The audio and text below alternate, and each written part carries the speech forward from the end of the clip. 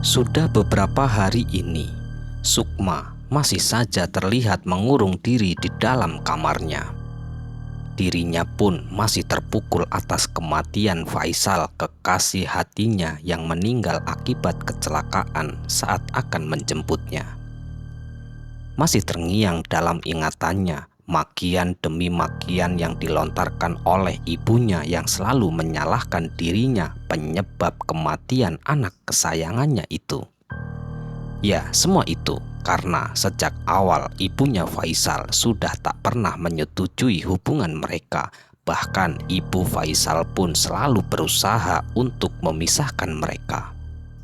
Sebenarnya Sukma sudah lama berniatan untuk mundur, namun Faisal selalu saja bisa menguatkan dan juga meyakinkan dirinya bahwa suatu saat nanti hati ibunya akan luluh. Dan kini Faisal telah tiada, menyisakan kepedihan dan juga kerinduan yang amat mendalam. Sejak peristiwa itu, semangat hidup Sukma seolah sudah sirna. Ia pun merasa seperti tak mempunyai tujuan hidup lagi. Tapi untungnya Sukma masih mempunyai seorang sahabat karib, teman semasa kerja yang bernama Dewi. Ya, Dewi dialah yang selalu menemani dan membantu Sukma melewati hari-harinya yang terasa sulit. Hampir setiap hari Dewi selalu berkunjung ke rumah Sukma demi menghibur dan menguatkan sahabatnya itu. Hingga akhirnya dengan bantuan Dewi, mental Sukma pun kini mulai stabil dan semangat hidupnya sedikit demi sedikit mulai bangkit kembali. Seiring berjalannya waktu, Sukma pun mampu keluar dari trauma kejadian tragis itu dan mulai bisa menjalani kehidupannya seperti dahulu. Dia pun kini mulai rajin masuk bekerja dan dia selalu menyibukkan diri dengan harapan semua itu bisa dapat membantunya untuk melupakan semua kejadian buruk yang dulu pernah menimpanya. Sukma adalah seorang gadis belia yang sangat cantik dengan tubuh yang sangat ideal, berkulit putih bersih dan rambut panjang indah yang terurai. Dan oleh karena itu tak butuh waktu lama baginya. Banyak pemuda lain yang mulai mencoba mendekati dirinya.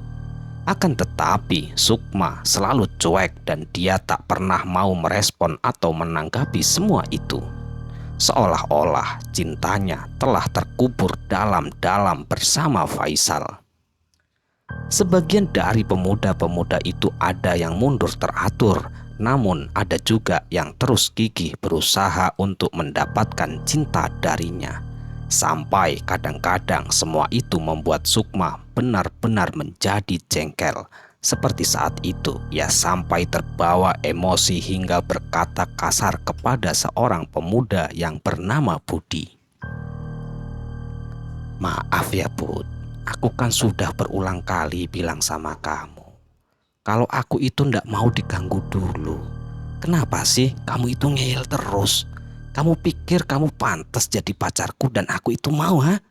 Jangan ngimpi, Bud. Gak pernah semua itu akan terjadi padaku," hardik Sukma saat itu. Budi pun hanya bisa terdiam dengan wajah memerah menahan emosi. Dan akhirnya ia pun ikut mundur teratur lalu berbalik pergi. Kamu itu gak boleh kayak gitu loh, mah. Kamu itu harus bersyukur. Banyak laki-laki yang suka sama kamu. Coba lihat aku, boro-boro ada yang mau, ucap Dewi sedikit menasehatinya. Dan Sukma kala itu hanya bisa tersenyum kecil menatap Dewi. Ya, Dewi adalah sahabat setianya yang bertubuh gembrot dengan wajah penuh jerawat. "Iya sih Wi, cuman aku itu cintanya tetap sama Mas Faisal." "Tapi Mas Faisal sudah tiada," timpal kembali Sukma. Namun nasib manusia ada di tangan Tuhan. Hidup, mati, dan rezeki telah tertulis dalam takdirnya, termasuk juga jodoh. Hari itu, seusai jam kerja Sukma terlihat seorang diri tengah berdiri di samping jalan dengan raut wajah gelisah, nampak seperti sedang menunggu seseorang.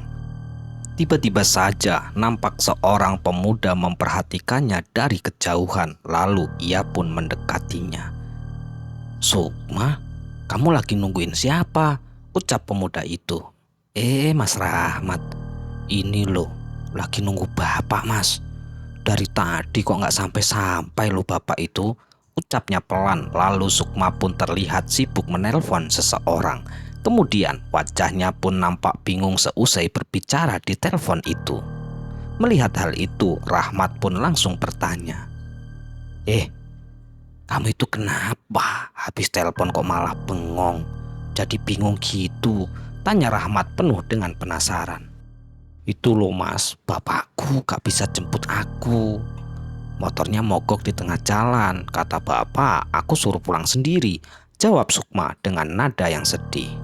Ya sudah, bareng aku aja yuk, kebetulan kita kan searah, balas Rahmat sambil tersenyum kecil. Sukma kala itu nampak ragu, namun kemudian Rahmat selalu berusaha merayu dan membujuknya lagi.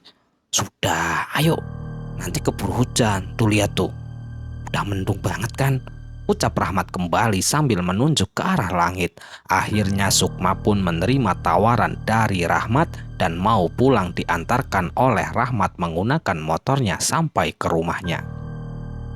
Akan tetapi ternyata semua berawal dari kejadian itu. Hari demi hari hubungan mereka kian hari kian dekat dan akrab. Karena kebetulan mereka bekerja di tempat yang sama, akan tetapi Rahmat memang memiliki jabatan yang lebih tinggi darinya. Kamu sekarang dekat sama Mas Rahmat ya? Tanya Dewi saat istirahat makan siang di pabrik tempat ia bekerja. Enggak kok, cuma temenan aja, jawab Sukma. Tapi kalau aku perhatiin, kayaknya Mas Rahmat itu suka loh sama kamu, timpal kembali Dewi. Sukma kala itu tak mau menjawab, gadis itu pun hanya tersenyum. Memang bagi Sukma berbeda dari semua pria yang pernah mencoba untuk mendekatinya. Tidak terlalu antusias, malah terkadang terkesan acuh. Akan tetapi justru dari situlah yang membuat Sukma menjadi penasaran. Dan yang paling utama, Sukma seakan-akan telah menemukan kembali sosok Faisal di dalam diri Rahmat yang membuatnya semakin terpikat dengan pemuda itu. Tapi kemudian entah mengapa Sukma selalu saja mendapat nasib buruk bila berhubungan dekat dengan seorang pria. Baru saja ia ingin memulai lembaran baru kisah cintanya, tapi dia malah mengalami beberapa kejadian aneh, dan disinilah semua kisah mengerikan itu akan dimulai. Pada suatu ketika, entah mengapa ia mengalami kerontokan pada rambutnya. Pada awalnya ia berpikir jika itu adalah hal yang biasa. Akan tetapi kian hari kejadian itu semakin menjadi-jadi hingga akhirnya ia pun sampai merelakan rambutnya yang panjang terurai itu harus dipotong pendek untuk menghindari kemungkinan yang lebih buruk lagi. Tapi ternyata bukan itu saja, bersamaan dengan itu hampir di setiap malamnya ia selalu bermimpi buruk. Di dalam mimpinya dia seolah-olah sedang berada di tengah-tengah area pekuburan. Lalu di malam-malam yang lain dia bermimpi seolah-olah dirinya berada di dalam liang lahat yang sempit dan gelap. Semuanya terasa sangat nyata, dan yang membuatnya heran adalah setiap kali ia terbangun dari mimpi buruknya itu, dadanya terasa sesak, bahkan ia pun kesulitan untuk bernapas. Namun ketika dia mencoba untuk pergi ke dokter dan menanyakan tentang semua keluhannya yang dideritanya, dokter tidak menemukan sesuatu yang perlu dikhawatirkan secara medis. Ya, secara medis Sukma dinyatakan sehat. Akhirnya Sukma pun mencoba untuk tidak terlalu serius memikirkan tentang kondisinya itu, karena dokter juga mengatakan mungkin itu semua karena ia terlalu lelah. Tapi ternyata itu semua belum seberapa dibanding kengerian yang telah menantinya di hari-hari ke depan. Pada awalnya ketika pada suatu hari dia Bersama Rahmat sedang duduk ngobrol santai berdua, tiba-tiba saja pemuda itu mengeluh jika mencium bau sesuatu yang membuatnya tak nyaman. Maaf ya, kok kayaknya kamu itu bau bangkek banget sih?" tanya Rahmat sambil menutupi hidungnya. Sukma pun heran, spontan ia pun langsung mencium ke bagian ketiak. "Ah, masa sih mas? Jangan ngaco deh kamu deh. Aku nggak ngerasa nyium apa-apa," balas Sukma. Dan Rahmat pun penasaran dan ia pun lalu mendekatkan hidungnya ke arah badan Sukma. "Iya, beneran bau bangkek. Mungkin dari baju kamu deh. Masa sih kamu nggak nyium?"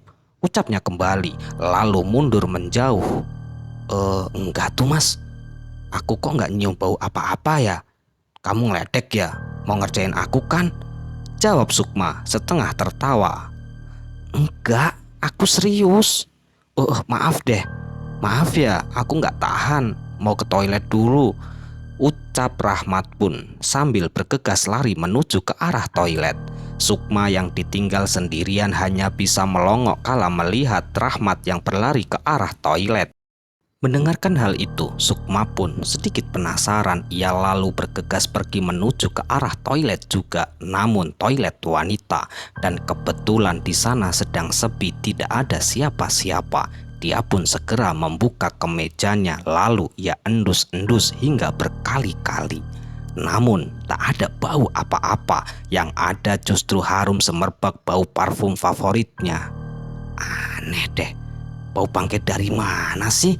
batinnya terheran. Tapi saat ia kenakan kembali bajunya lalu pergi bercermin, spontan ia menjerit keras kala itu ia melihat seperti ada sosok bayangan putih sedang berdiri di belakangnya.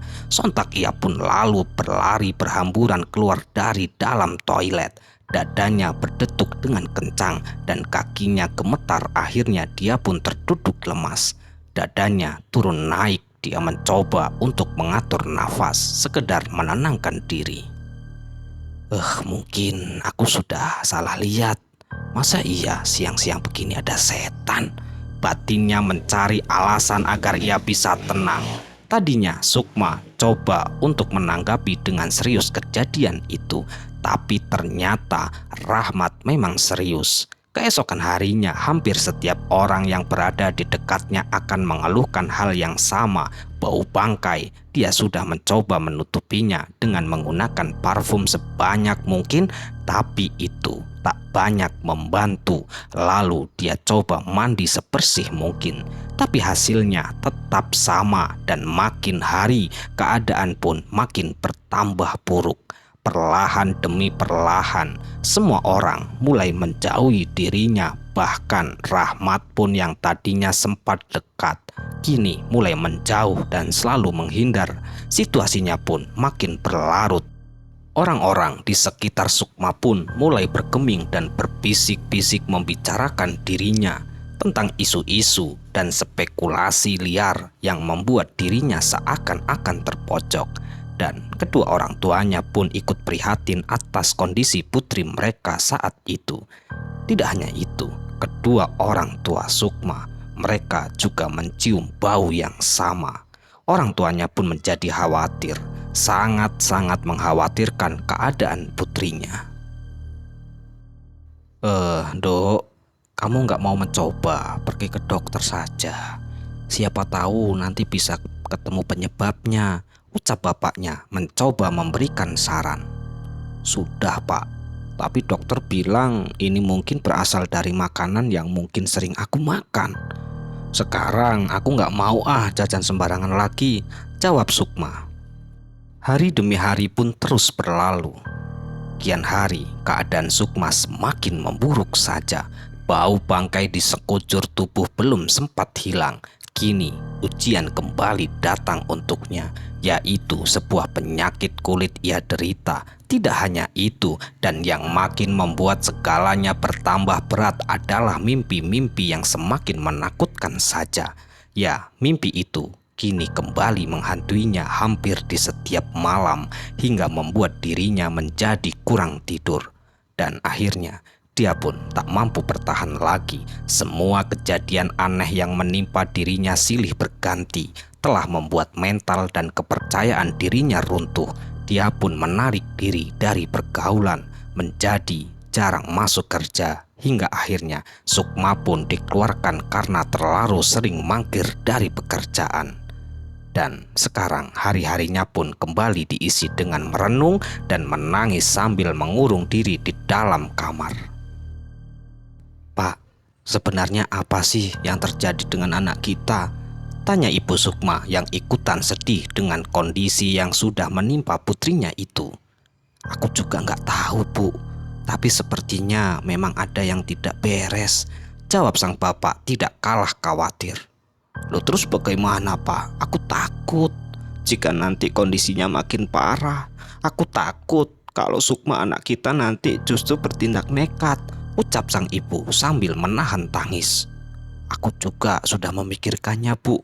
Malah aku berencana ingin mengundang Ustadz Burhan ke sini untuk melihat kondisi anak kita," jawab sang bapak. Dan akhirnya beberapa hari kemudian Ustadz Burhan pun datang memenuhi undangan untuk melihat kondisi Sukma.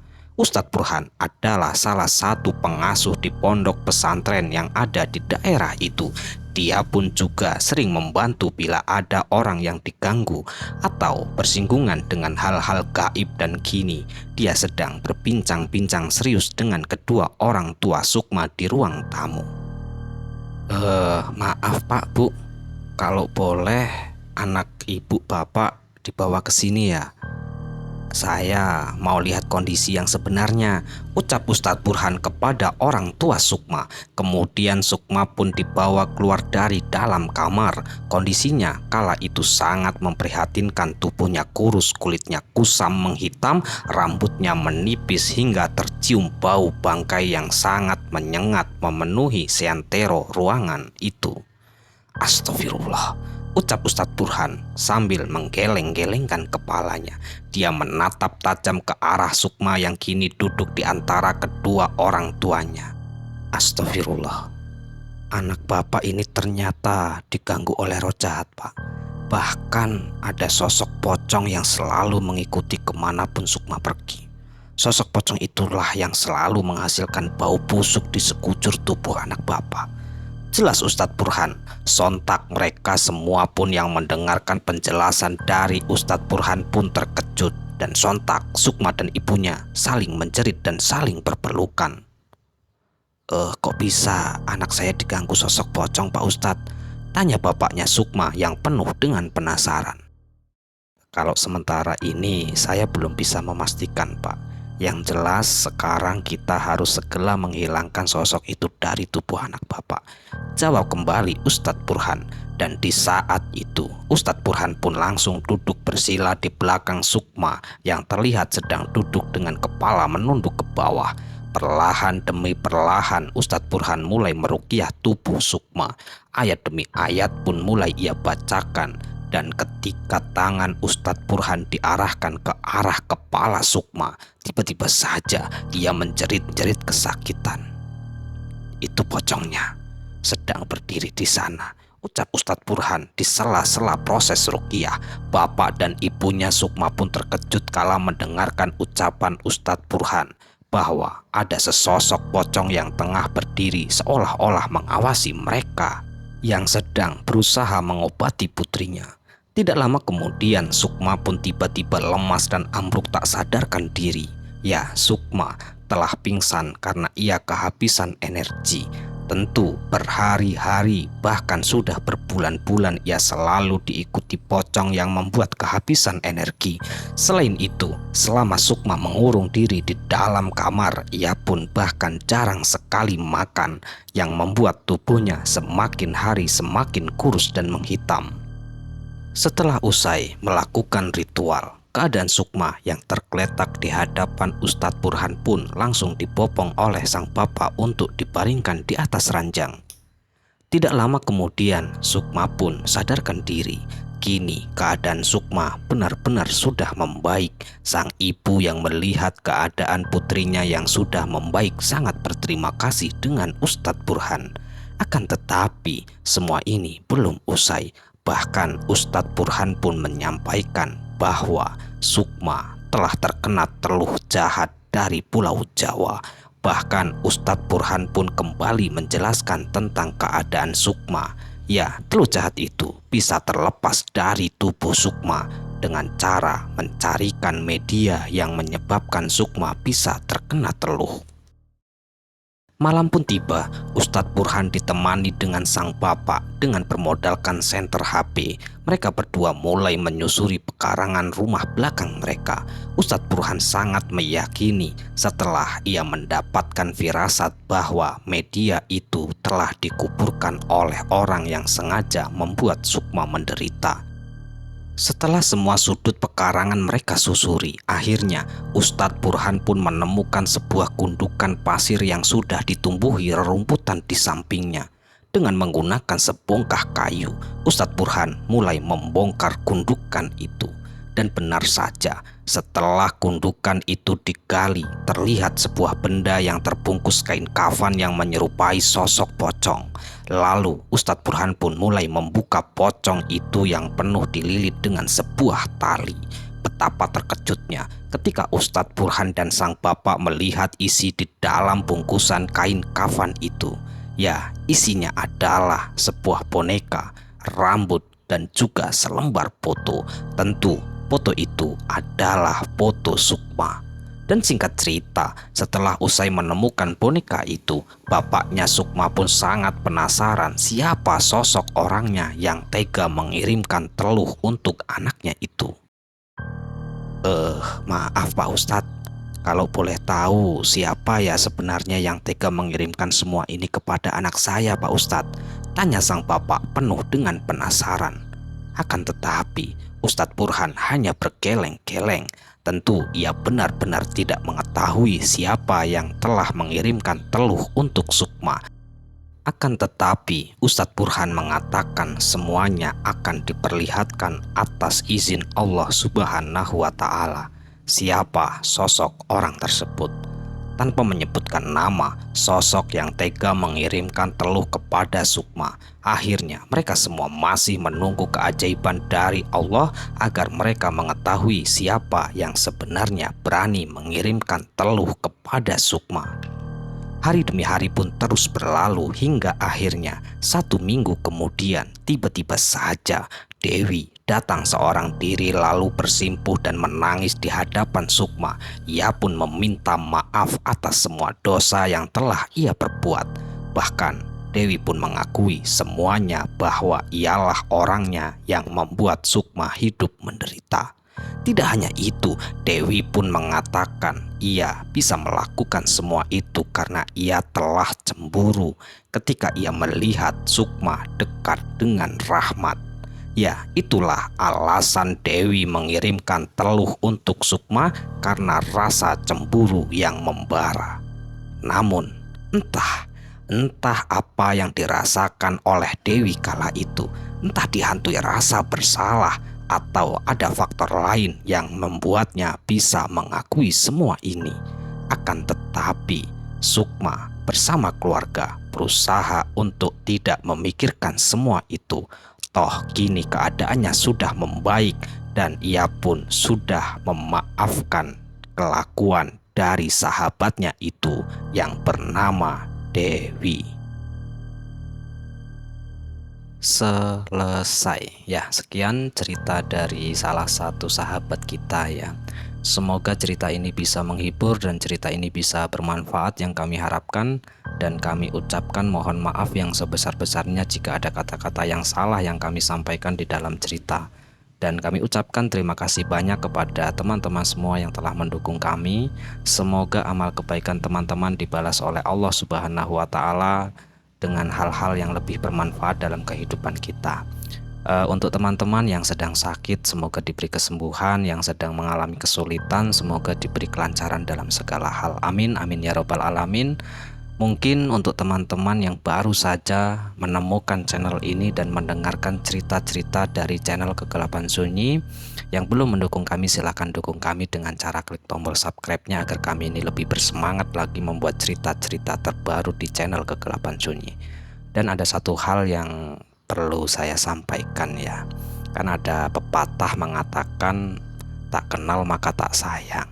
Maka dari itu mungkin untuk teman-teman yang sudah pernah mendengarkan sekali, dua kali, atau yang sudah berkali-kali, bahkan yang baru saja menemukan dan mendengarkan cerita dari channel Kegelapan Sunyi, izinkan kami ini untuk mengenalkan diri. Jadi saya itu biasa dipanggil dengan nama Tony, dan saat ini masih tinggal di daerah Jakarta. Sekian, terima kasih, bye, sampai jumpa di cerita selanjutnya. Akhirul qouli, wassalamualaikum warahmatullahi wabarakatuh.